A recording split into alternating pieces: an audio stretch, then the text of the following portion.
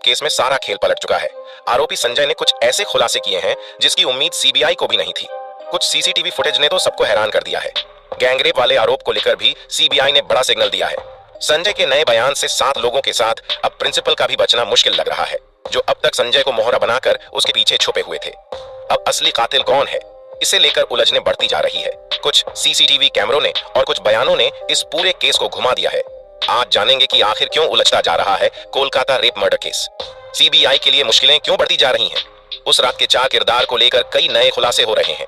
CBI के सामने सबसे बड़ा सवाल यही बन गया है कि उस रात लेडी ट्रेनी डॉक्टर के साथ संजय के अलावा और कौन कौन शामिल थे।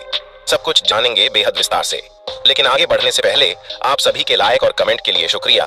इस वीडियो के लिए एम करते हैं 10,000 लाइक्स।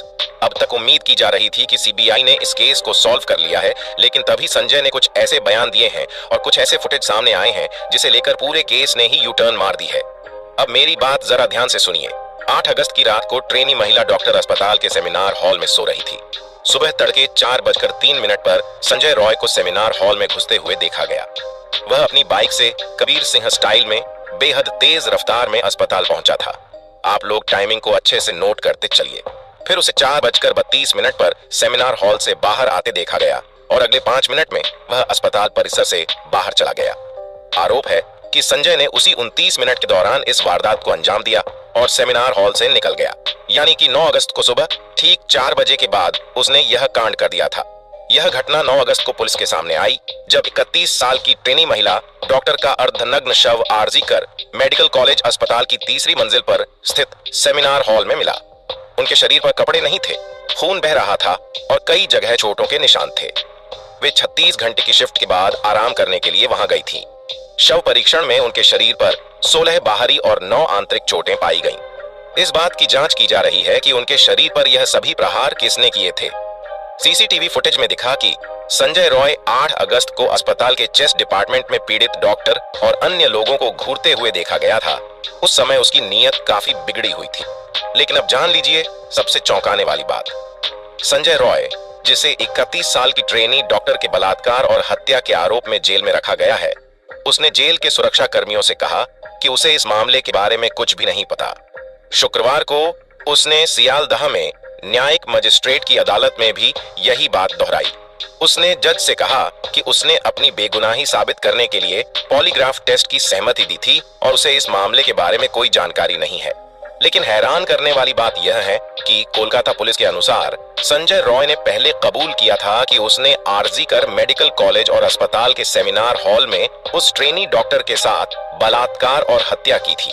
माना जा रहा है कि ममता दीदी के कोलकाता पुलिस ने संजय से सच उगलवाने के लिए प्रेशर अप्लाई किए थे, जिसके बाद उसने अपना जुर्म कबूल कर लिया था।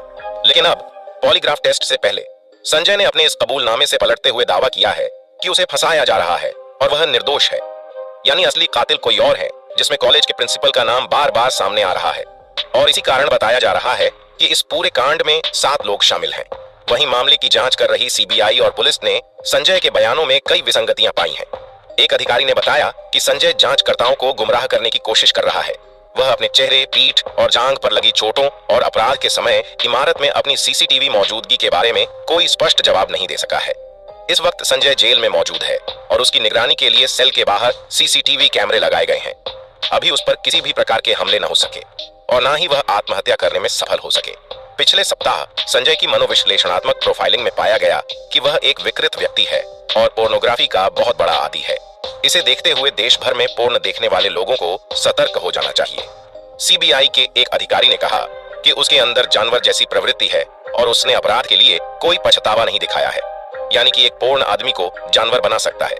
संजय ने अचानक एक बयान देकर सीबीआई अधिकारियों को हिला डाला है। अब संजय बार बार कह रहा है कि उसने महिला को नहीं मारा, जिसके बाद यह भी सवाल उठ रहा है कि क्या उसने केवल बलात्कार किया और चला गया। अगर वह हैवानियत करके चला गया तो फिर महिला के साथ और क्या क्या हुआ और उसे किसने मारा? क्या इससे उन 7 लोगों और प्रिंसिपल का कोई संबंध है? संजय रॉय की वकील कविता सरकार ने कहा कि संजय अब पूरी तरह से जांच में सहयोग करना चाहता है और सच को सामने लाने के लिए पॉलीग्राफ टेस्ट के लिए तैयार है। यानी कि इस केस में अब बाकी आरोपी भी बच नहीं पाएंगे। वकील कविता ने आगे बताया कि जब संजय से पॉलीग्राफ टेस्ट के लिए सहमति ली गई थी, तब वह खुद वहां मौजूद थीं और उन्होंने संजय को समझाया कि यह टेस्ट क्या होता है। संजय ने तब सहमति दी और कहा कि वह मानसिक रूप से बहुत दबाव में है क्योंकि उस पर झूठे आरोप लगाए गए हैं। वह चाहता है कि सच्चाई सामने आए। संजय के इस बयान ने पूरे कोलकाता कैसे को पलट कर रख दिया है, क्योंकि अब तक जिस संजय को मोहरा बनाया जा रहा था, अब वह मुंह खोलने को धीरे धीरे तैयार हो रहा है।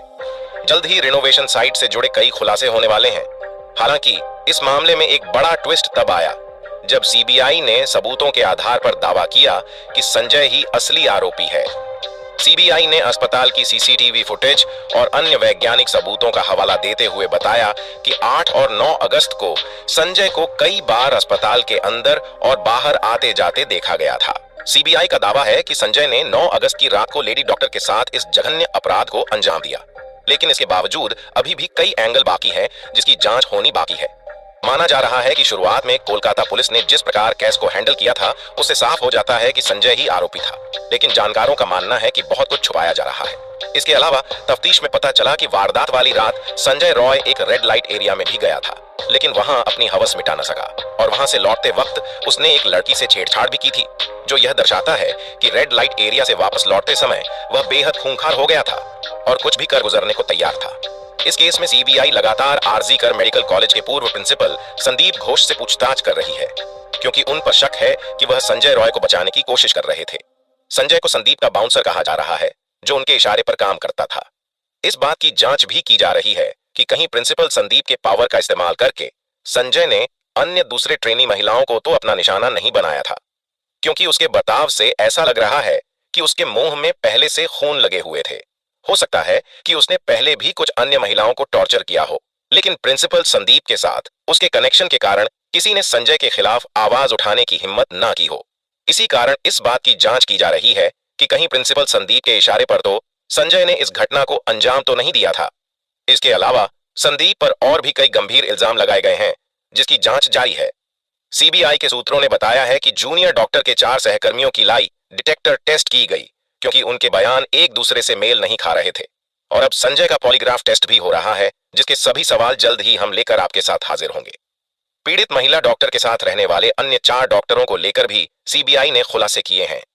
एनडीटीवी की रिपोर्ट के अनुसार सीबीआई के सूत्रों का कहना है कि ऐसा नहीं लगता कि ये 4 डॉक्टर अपराध में शामिल थे, लेकिन वे जांच करना चाहते हैं कि क्या उन्होंने सबूतों से छेड़छाड़ की या किसी साजिश के हिस्सा तो नहीं थे, क्योंकि इसे लेकर अभी भी संदेह बना हुआ है।